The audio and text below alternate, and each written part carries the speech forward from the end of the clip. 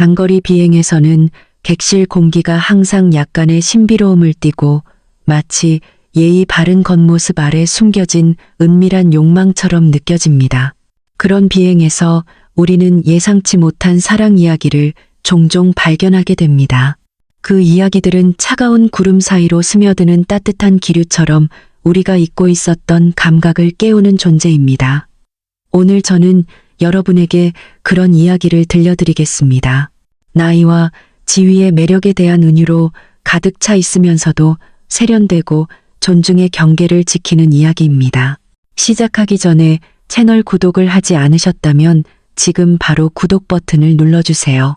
매 구독은 저에게 큰 힘이 되어 사랑이 모든 장벽을 넘어가는 감동적인 가족 이야기를 계속 공유할 수 있게 합니다. 재미있게 보셨다면 좋아요를 눌러주세요. 그러면 유튜브 알고리즘이 이 이야기를 더 많은 사람에게 전하게 될 것입니다. 이 비디오는 실제에서 영감을 받은 허구의 이야기로 모든 인물 이름과 장소는 프라이버시 보호를 위해 변경되었습니다. 저는 지은 20세의 승무원입니다. 검은 머리를 늘 단정하게 묶어 동복 모자 아래에 감추고 있습니다. 제 삶은 비행을 중심으로 돌아가며 매 승객은 탐험을 기다리는 미스터리입니다. 하지만 누구도 예상하지 못했겠죠.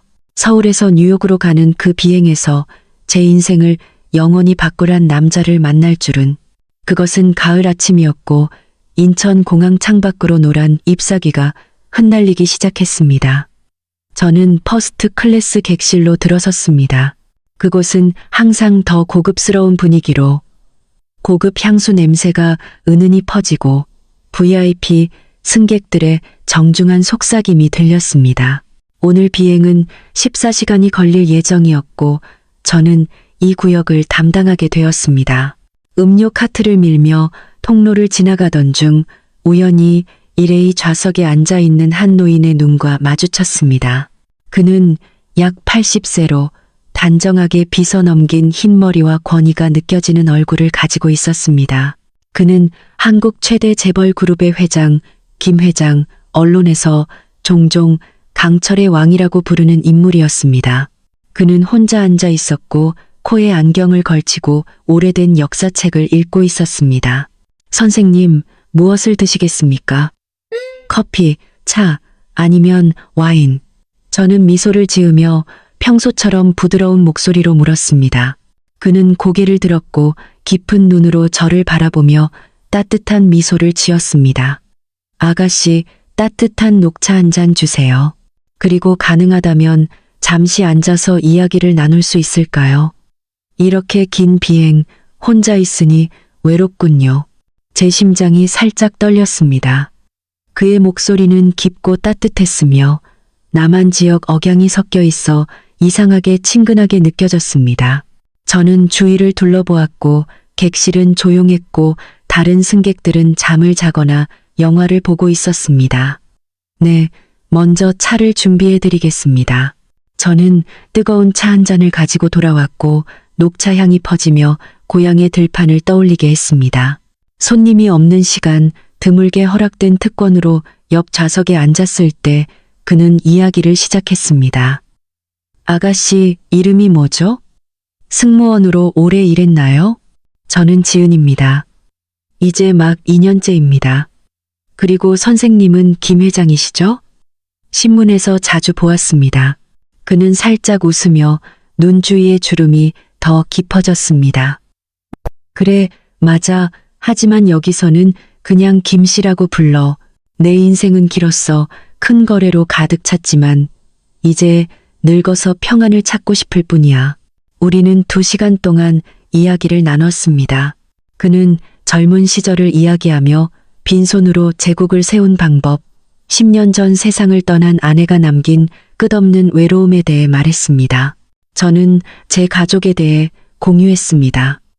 부산에 계신 부모님, 세상을 탐험하기 위해 승무원이 된 꿈에 대해요. 그의 말은 깊었고 늙은 아버지의 조언처럼 느껴졌지만 그 사이사이 그의 시선은 제 심장을 더 빨리 뛰게 했습니다. 아가씨 눈이 아름답네. 옛날 내 아내처럼. 밝고 생명력이 넘쳐. 그때 객실 분위기는 정말 특별했습니다. 창문에서 스며드는 부드러운 빛, 비행기 엔진 소리가 비밀스러운 속삭임처럼 들렸습니다. 녹차 향이 그의 향수와 어우러져 따뜻하고 친밀한 감각을 만들었습니다. 저는 그로부터 끌림을 느꼈습니다. 외모가 아니라 지혜와 경험으로 젊은 저를 보호받는 느낌을 주었어요. 대화가 길어지면서 그는 제 삶에 대해 더 물었습니다. 아가씨, 남자친구 있어? 이렇게 아름다운 아가씨라면 추종자가 많을 텐데. 저는 얼굴을 붉히며 고개를 저었습니다. 아니에요. 이런 떠도는 일 때문에 이해해줄 사람 찾기 어려워요. 그는 고개를 끄덕이며 눈에 공감이 스쳤습니다. 이해해. 나도 그랬어. 일에 바빠 많은 걸 놓쳤지. 이제 후회할 뿐이야. 이야기는 기쁨과 슬픔의 추억으로 계속되었습니다. 그는 먼 출장 이야기, 어려움을 극복한 방법에 대해 말했고, 저는 들으며 눈을 동그랗게 뜨고 생생한 소설을 읽는 듯 했습니다. 그의 하러 말은 시간의 향기를 띠고 저를 작게 느끼게 하면서도 소중히 여겨지게 했습니다. 중간에 가벼운 난기류가 비행기를 흔들었습니다. 저는 본능적으로 손잡이를 꽉 쥐었지만 그는 침착하게 제 어깨에 손을 올렸습니다. 겁먹지 마, 아가씨. 인생도 비행처럼 때때로 흔들리지만 곧 평안해질 거야.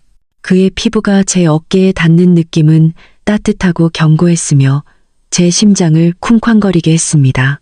그것이 타보한 끌림을 처음 느낀 순간이었고 나이 차이를 넘어선 연결이었습니다. 그는 자녀들에 대해 더 이야기했습니다.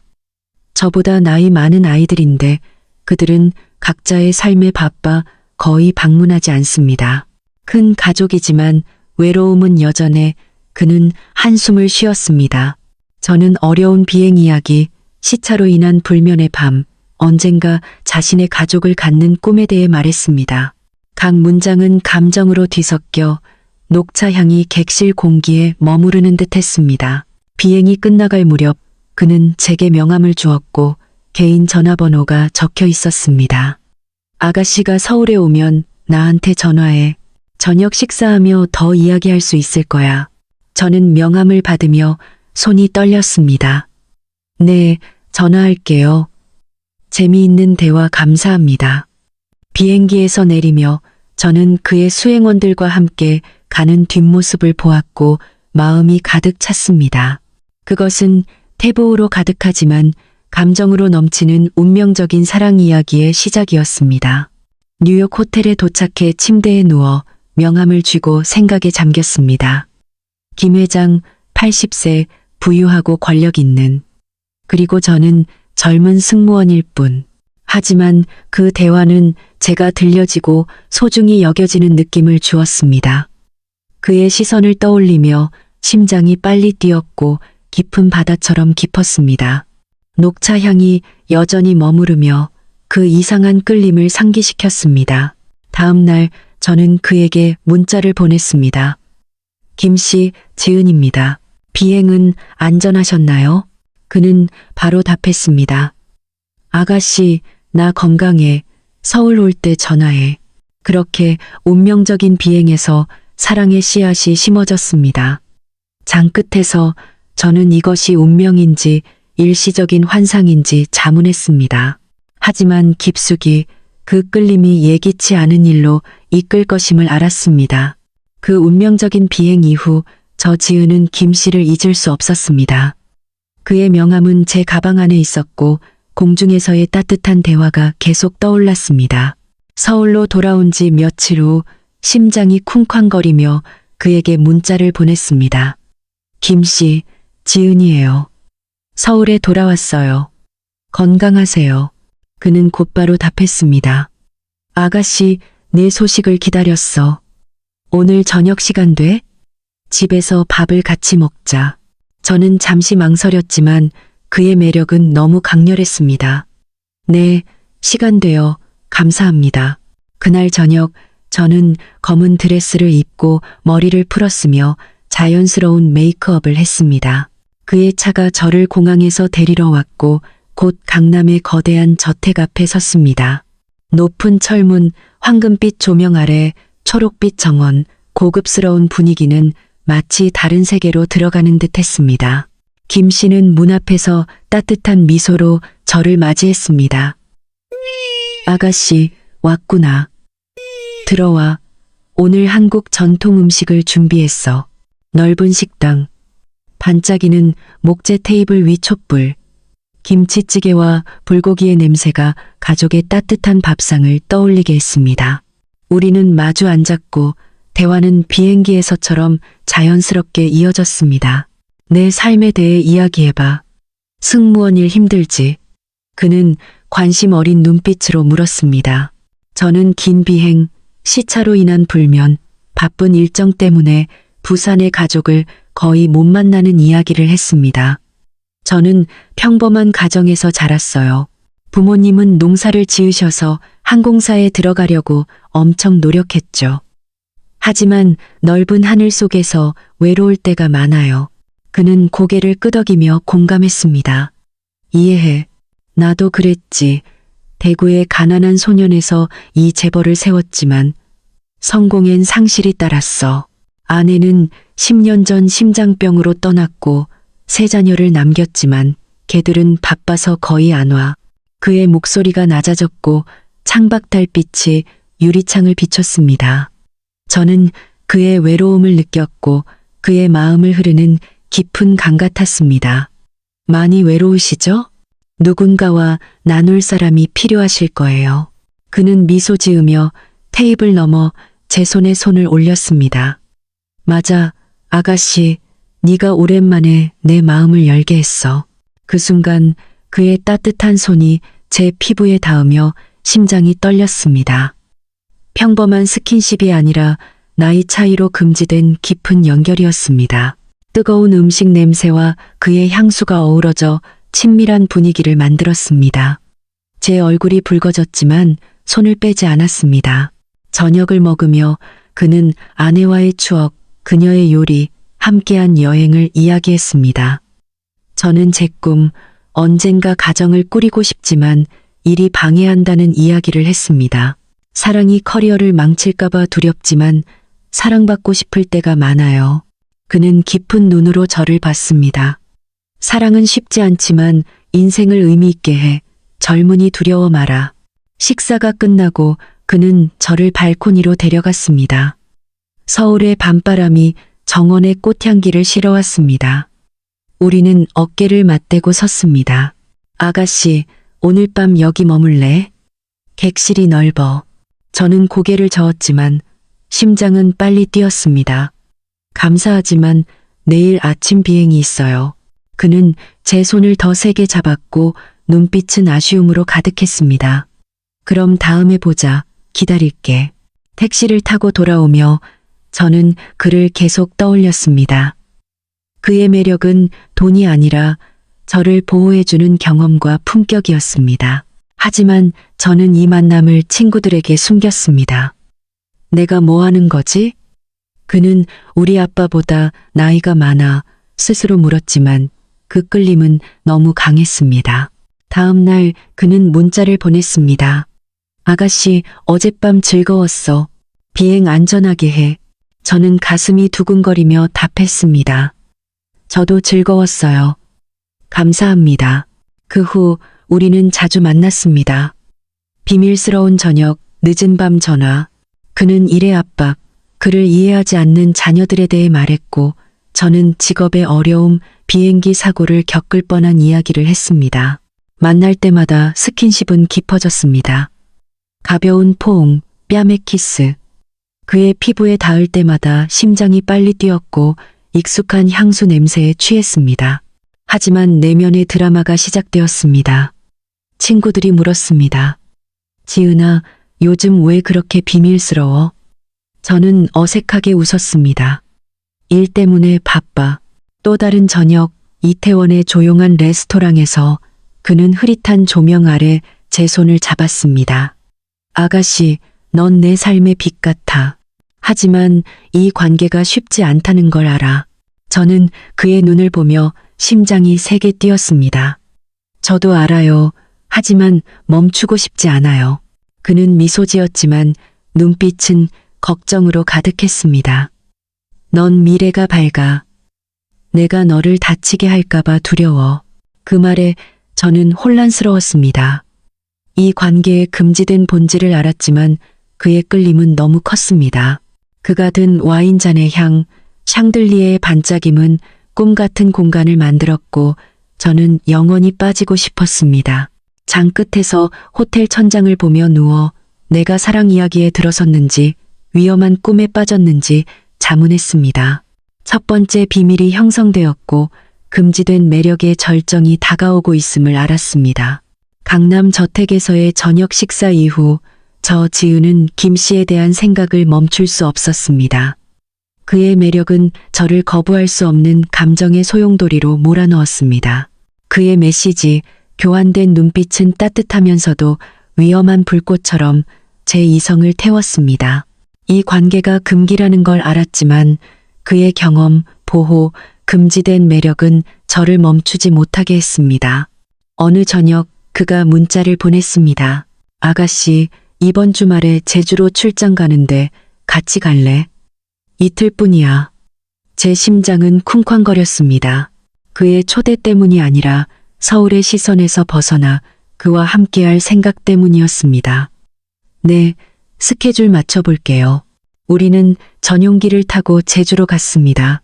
가죽 인테리어의 호화로운 비행기에서 그는 제 손을 꼭 잡았습니다.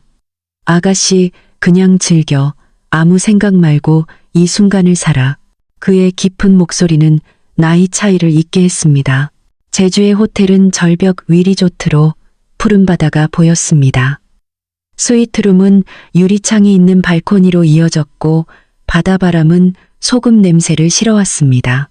그날 밤 해산물 레스토랑에서 촛불 아래 와인을 마셨습니다.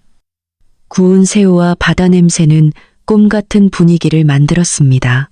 그는 회사를 세운 초기 파산 직전의 순간들을 말했고 저는 기억에 남는 비행, 런던 안개 속에서의 경험을 공유했습니다. 나 같은 사람을 사랑할 거라 생각했어? 그가 호기심 어린 눈으로 물었습니다. 저는 얼굴을 붉히며 고개를 저었습니다. 아니요. 하지만 당신은 저를 특별하게 만들어줘요. 제가 유일한 사람처럼. 그는 미소를 지으며 제 뺨에 손을 올렸습니다. 넌 내 어두운 세상의 빛이야. 그 밤 조명이 어두워지자 그는 저를 품에 안았습니다. 처음으로 그의 체온, 단순한 스킨십을 넘어선 깊은 친밀함을 느꼈습니다. 그의 향수와 바다 냄새에 취했고 심장은 터질 듯 뛰었습니다. 경계를 넘는다는 걸 알았지만 그 순간은 빠져들고 싶었습니다. 제주에서의 날들은 꿈 같았습니다.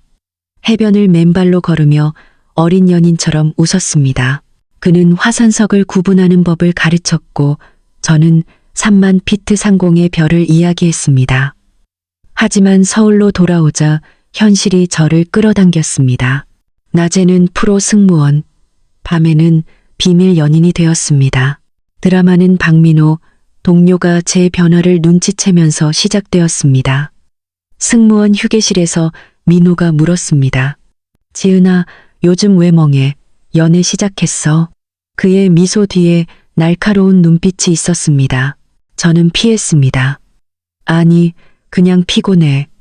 하지만 심장이 조여왔습니다. 비밀을 감추고 있다는 걸 알았죠.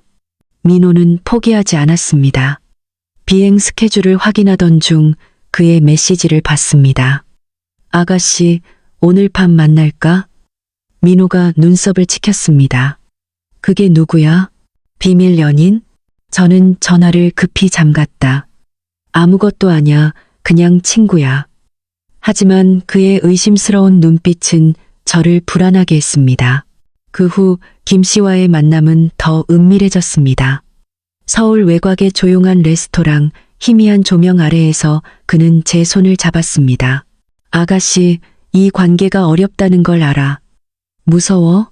저는 촛불에 비친 그의 눈을 보며 말했습니다. 무서워요. 하지만 당신을 잃고 싶지 않아요. 그는 제 손을 세게 잡으며 말했습니다. 무슨 일이 있어도 지켜줄게.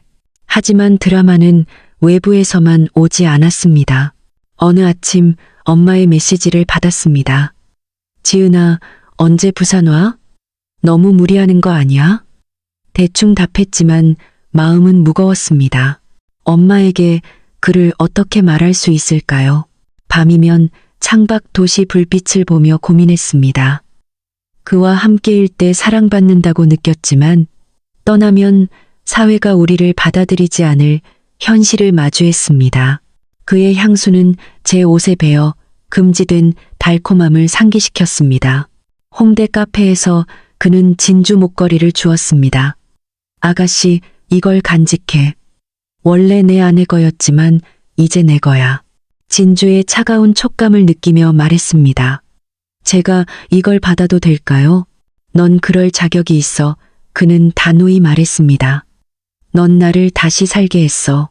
그 순간 우리의 사랑이 모든 걸 이길 수 있다고 믿고 싶었습니다. 하지만 집에 돌아와 목걸이를 숨겼습니다. 동료, 가족, 세상의 시선이 두려웠습니다. 장끝 그의 메시지가 왔습니다. 아가씨, 주말에 교토 갈까? 심장이 세게 뛰었습니다. 교토, 우리가 우리일 수 있는 곳. 하지만 이중 생활은 저를 위험한 소용돌이로 몰아넣고 있었습니다. 이 비밀을 계속 지킬 수 있을지 드라마가 터질지 고민했습니다.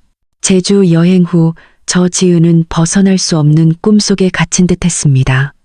김 씨와의 만남은 행복으로 가득했지만 혼자일 때 금기된 관계에 냉혹한 현실을 마주했습니다. 나이 차이뿐 아니라 마치 내 발걸음을 심판하는 사회에 보이지 않는 시선이 있었습니다. 어느 아침 이상한 기분으로 깨어났습니다. 몸이 피곤하고 머리가 어지러웠으며 비행 준비 중 갑작스러운 메스꺼움이 몰려왔습니다. 시차 때문이라 생각했지만 일주일 동안 이어졌습니다. 서울의 작은 아파트 욕실에서 떨리는 손으로 임신 테스트기를 들었습니다. 두 줄이 선명히 나타났습니다. 저는 임신했어요. 심장이 멈춘 듯 했습니다. 기쁨과 두려움이 뒤섞였습니다. 나와 김 씨의 아이, 상상도 못한 일이었습니다. 바닥에 주저앉아 네온 불빛이 내 얼굴을 비추며 마주할 준비가 안 된 진실을 드러냈습니다. 부엌에서 나는 주방 세제 냄새가 메스꺼움을 더했습니다. 그에게 문자를 보냈습니다. 김 씨, 만나야 해요. 중요한 일이에요. 그는 즉시 답했습니다. 아가씨, 사무실에 있어. 오늘 밤 집으로 와. 그날 밤 강남 저택에서 쿵쾅거리는 심장으로 그를 마주했습니다. 거실은 샹들리에의 황금빛으로 그림자가 드리웠고 비밀이 드러나길 기다리는 듯했습니다. 그는 가죽 소파에 앉아 위험이 있지만 걱정 어린 눈빛이었습니다. 지은아, 무슨 일이야? 안 좋아 보여. 그의 깊은 목소리가 걱정을 담았습니다. 심호흡을 하며 손을 꽉 쥐었습니다. 저 임신했어요. 침묵이 방을 덮었습니다. 그는 눈을 크게 뜨며 천천히 일어나 다가왔습니다. 임신? 우리 아이? 그의 목소리는 기쁨과 당황으로 떨렸습니다. 고개를 끄덕이며 눈물이 고였습니다. 어떻게 해야 할지 모르겠어요. 무서워요. 그는 저를 끌어안았고 그의 온기가 내 마음에 폭풍을 잠재웠습니다. 아가씨, 두려워 마라. 무슨 일이든 곁에 있을게. 하지만 그의 목소리엔 아이 때문이 아닌 그로 인한 결과에 대한 걱정이 담겨 있었습니다. 우리는 앉아서 그의 손이 내 손을 꽉 잡았습니다. 그는 물었습니다.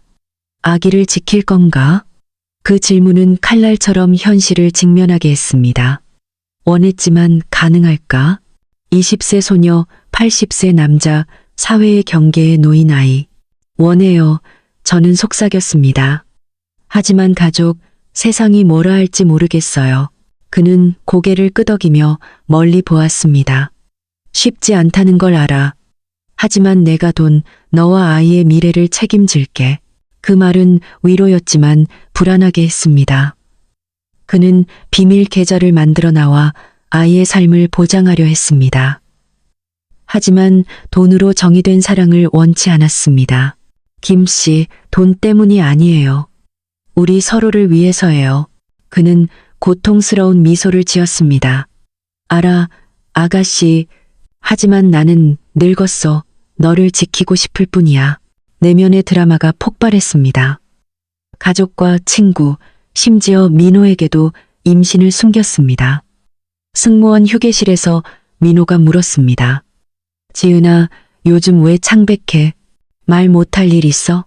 어색하게 웃었습니다. 그냥 피곤해. 걱정 마. 하지만 그의 날카로운 눈빛에 떨렸습니다. 비밀이 새어나갈까 두려웠습니다. 이후 그와의 만남은 줄어들었습니다. 발각이 두려웠기 때문입니다. 그는 작은 선물, 실크 스카프, 향수로 내 걱정을 달래려 했지만 익숙한 향수는 이제 답답하게 느껴졌습니다. 내 인생을 뭐하고 있는 걸까 자문했습니다. 강남의 작은 레스토랑에서 흐릿한 조명 아래 그는 내 손을 잡았습니다. 아가씨, 유언장을 수정하려 해. 너와 아이에게 재산을 남기고 싶어. 깜짝 놀라며 심장이 뛰었습니다. 유언장? 그런 말 하지 마세요. 준비해야 해. 그는 단호히 말했습니다. 내 시간이 많지 않아. 그 말은 심장의 주먹질 같았습니다. 그의 잦은 기침, 회의 후 피로를 깨달았습니다. 그를 안으며 눈물을 흘렸고 그의 향수와 담배 냄새는 영원히 잡고 싶게 했습니다. 압박은 커졌습니다. 엄마가 전화했습니다. 지은아, 괜찮니? 연락이 뜸해 거짓말했습니다. 괜찮아요. 바빠서요. 하지만 엄마의 걱정 어린 목소리에 무거웠습니다. 행복과 두려움의 경계에서 살았습니다. 거울 속 창백한 얼굴, 불면의 눈은 잠 못 드는 밤을 보여줬습니다. 뱃속 아이를 상상하며 이 세상에서 어떻게 자랄지 고민했습니다. 아침 커피 냄새는 이제 불안을 떠올리게 했습니다. 그의 사무실 방문 중 직원 대화를 들었습니다. 회장이 젊은 여자와 사귄대. 믿을 수 없어. 문 뒤에서 심장이 조여왔습니다. 비밀이 새어나가고 있었습니다. 아파트로 돌아와 배에 손을 얹었습니다. 아이는 우리 사랑의 증거였지만 진실의 무게이기도 했습니다. 그에게 문자를 보냈습니다. 김 씨, 무서워요. 하지만 포기하고 싶지 않아요. 그는 답했습니다. 아가씨, 내가 항상 여기 있어. 임신 발각 이후 감정의 폭풍은 가라앉지 않았고 저 지은은 김 씨와의 금지된 사랑의 소용돌이에 더 깊이 빠져들었습니다. 뱃속 아이는 우리 감정의 증거였지만 모든 것을 태울 수 있는 불꽃이기도 했습니다. 이 비밀이 드러날까 두려웠고 사랑뿐 아니라 제 삶까지 망칠까 두려웠습니다. 어느 오후 도쿄 비행을 마치고 전화가 울렸습니다. 김 씨의 큰아들 김준서의 메시지였습니다.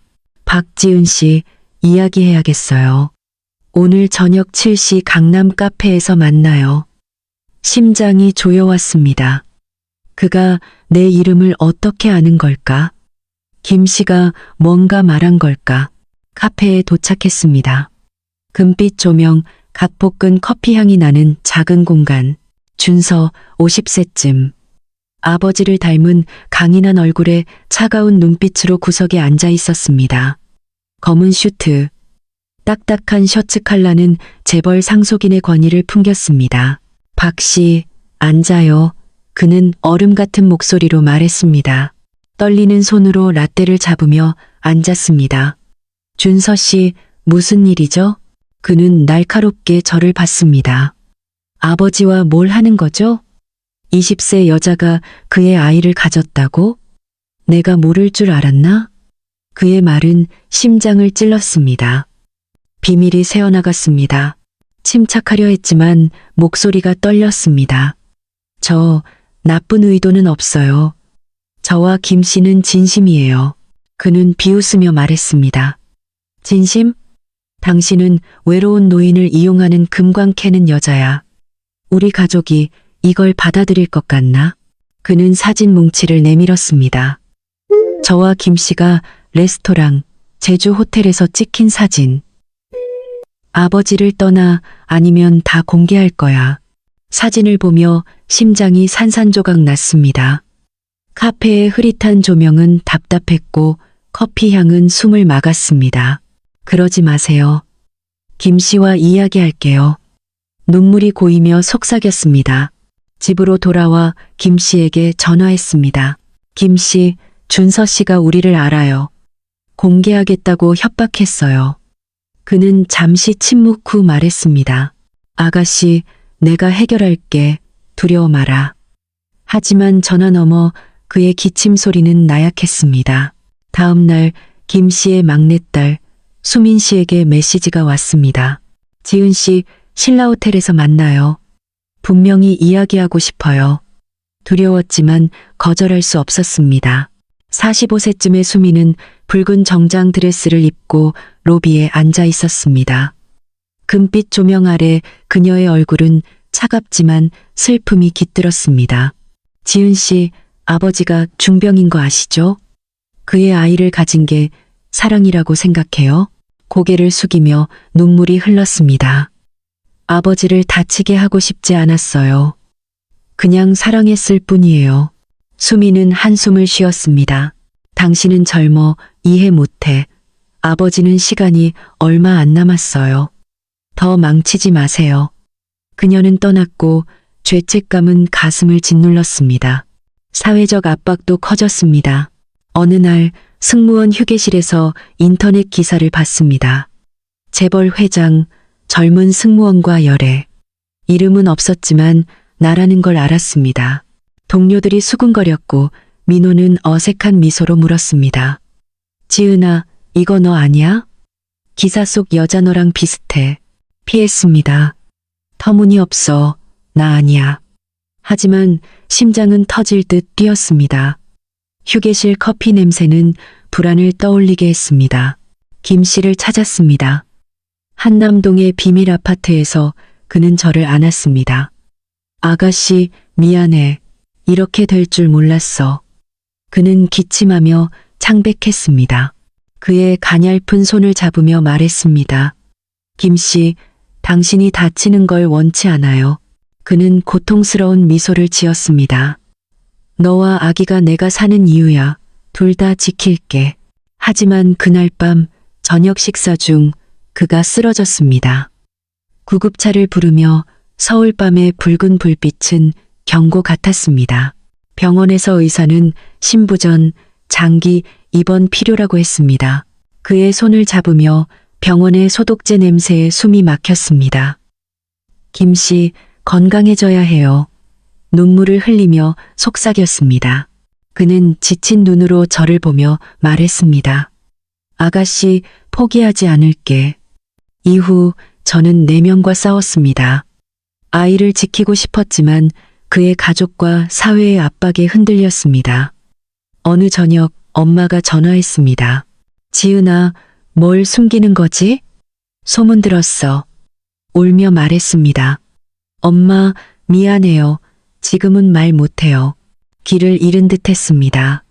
거울 속 깊은 눈, 창백한 얼굴은 불안을 보여줬습니다. 그의 선물한 스카프의 향수는 아픔이 되었습니다. 계속해야 하나? 그와 아이를 위해 포기해야 하나? 준서의 메시지가 왔습니다. 박 씨, 아버지를 떠나지 않으면 고소할 거야. 그 협박은 마지막 칼날이었습니다. 배에 손을 얹으며 아이를 느꼈습니다. 김 씨에게 문자를 보냈습니다. 김 씨, 계속할 수 있을지 모르겠어요. 하지만 당신을 잃고 싶지 않아요. 그의 약한 음성 메시지가 왔습니다. 아가씨, 나를 믿어. 함께 이겨낼 거야. 하지만 진짜 폭풍은 이제 시작이었습니다. 가족과 사회의 폭풍은 멈추지 않았고 저 지은은 사랑과 생존의 경계에 서 있었습니다. 뱃속 아이는 우리를 이어주는 끈이었지만 영원히 숨길 수 없는 비밀의 무게였습니다. 김 씨의 건강은 악화되었고 병상에 누운 그를 볼 때마다 잃을까 두려운 마음에 심장이 조여왔습니다. 어느 아침 아파트에서 전화가 울렸습니다. 낯선 번호의 메시지. 박 씨, 중요한 정보가 있어요. 오후 3시 롯데호텔에서 만나요. 김 씨의 비서라 밝힌 사람. 불안한 예감에 떨며 아파트의 아침 커피 냄새는 위협처럼 다가왔습니다.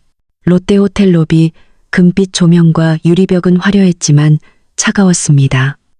회색 슈트를 입은 중년 비서가 서류를 건넸습니다. 박 씨, 회장의 최신 유원장 사본이에요. 당신과 아이에게 큰 재산을 남겼어요. 서류를 넘기며 수백만 달러와 강남 아파트가 내 이름으로 적힌 것을 보고 심장이 뛰었습니다. 목소리가 떨렸습니다. 왜 이렇게 했죠? 저는 돈을 원하지 않아요. 비서는 차갑게 말했습니다. 준서 씨가 당신을 고소할 계획이에요. 회사를 장악하려 공개하려고요. 얼굴에서 핏기가 가셨습니다. 천장의 샹들리에는 칼날 같았고 비서의 향수는 숨을 막았습니다. 준서 씨가 언제부터 알았죠? 떨며 물었습니다. 당신과 회장이 만난 처음부터요. 준서 씨는 탐정을 고용했어요. 그는 감정 없이 답했습니다. 호텔을 나오며 악몽에 갇힌 듯 했습니다. 그날 밤 병원에서 김 씨를 만났습니다. 창백한 얼굴, 의료기기의 삑삑 소리. 그의 가냘픈 손을 잡으며 말했습니다. 김 씨, 왜 유원장을 바꿨어요? 저는 돈이 아니라 당신을 원해요. 그는 약한 미소를 지었습니다. 아가씨, 내 시간이 얼마 안 남았어. 너와 아이의 미래를 지키고 싶었어. 그는 한숨을 쉬며 말했습니다. 말하지 않은 게 있어. 오래전 나에게 사생아가 있었어. 너를 그렇게 버리고 싶지 않았어. 그 고백은 충격이었습니다. 그의 손을 놓으며 심장이 뛰었습니다. 사생아? 왜 말 안 했어요? 배신감이 밀려왔고 우리의 사랑이 그의 과거를 고치려는 일부인 듯 했습니다. 병원의 소독제 냄새는 모든 것의 연약함을 상기시켰습니다. 미안해, 지은아. 과거 때문에 너를 사랑하는 게 아니야. 진심이야. 그는 고통스러운 눈으로 말했습니다. 대답 없이 병원을 나왔고 서울 거리의 네온 불빛은 어두운 진실을 드러냈습니다. 이후 준서의 압박은 심해졌습니다. 그는 이메일을 보냈습니다. 박 씨, 아버지를 떠나지 않으면 언론에 공개할 거야. 금광캐는 여자로 낙인 찍히고 싶나? 아파트에서 책상 램프 아래 그 말을 읽으며 갇힌 듯 했습니다. 그의 선물한 스카프의 향수는 아픔이 되었습니다. 사랑을 의심하기 시작했습니다. 그가 나를 정말 사랑하는 걸까? 과거를 속죄하려는 걸까? 엄마에게 전화하며 목이 메었습니다.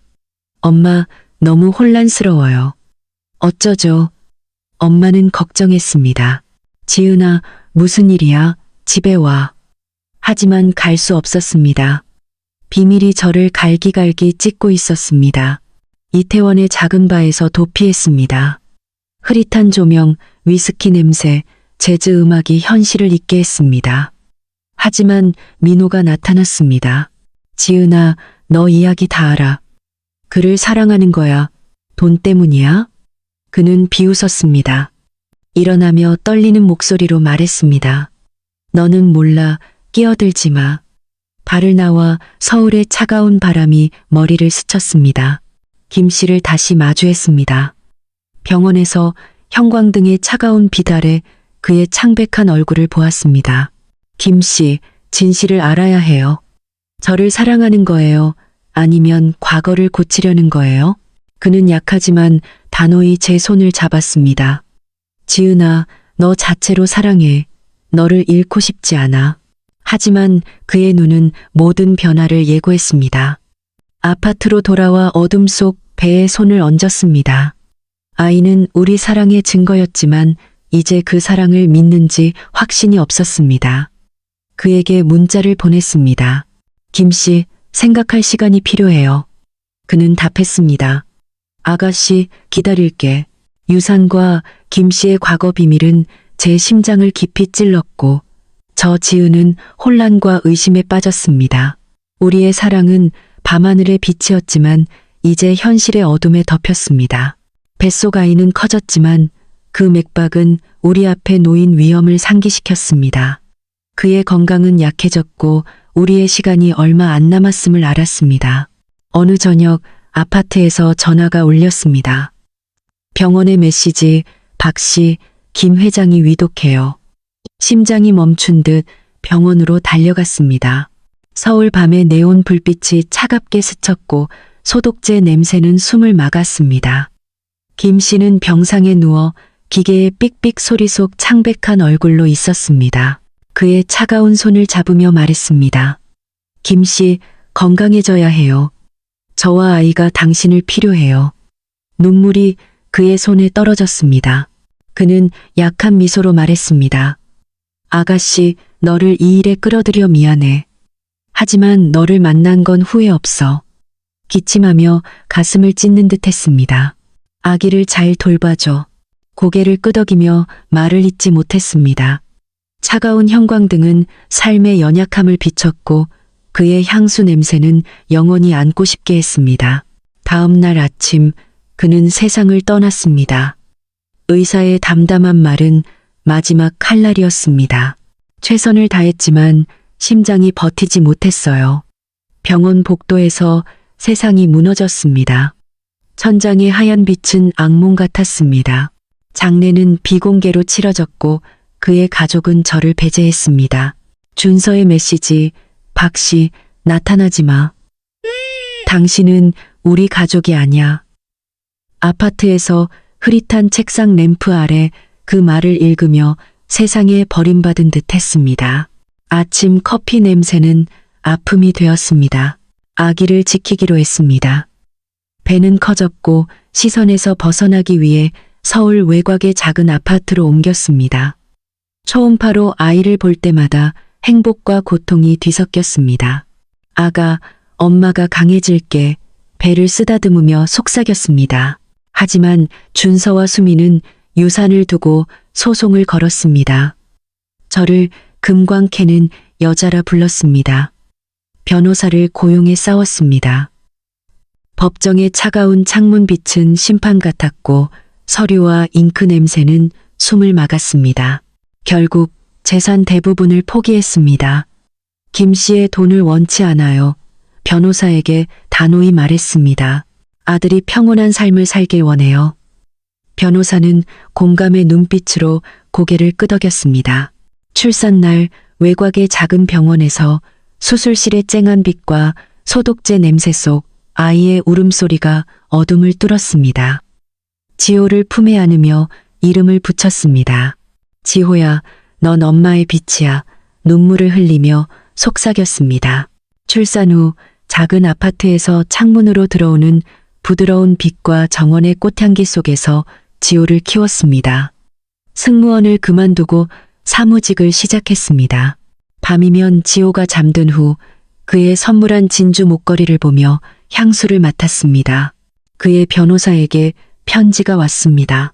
회장은 지호를 위해 작은 신탁을 남겼어요. 18세가 되면 전해질 겁니다. 돈 때문이 아니라 그가 아들의 미래를 생각했다는 사실에 울었습니다. 삶을 다시 세웠습니다.